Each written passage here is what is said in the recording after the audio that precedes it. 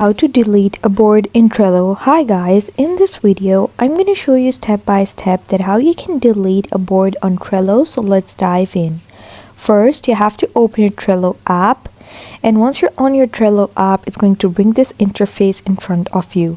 Now you have to choose a board on the workspace that you want to delete.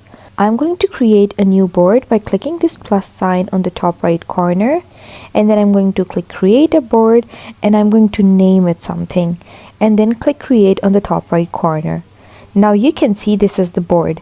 In order to open the board, just click the board on your workspace. Now if you want to delete this board, just click these three dots on the top right corner, and once you click those three dots on the top right corner, it's going to bring up the board menu.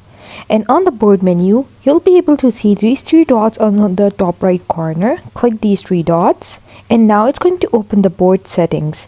On the board settings, if you see on the bottom, you'll find this option close board. If you don't, scroll down a bit and you'll be able to find the close board option. Click close board, and now it's going to pop up with this menu. On this menu, you'll have two options, reopen or delete.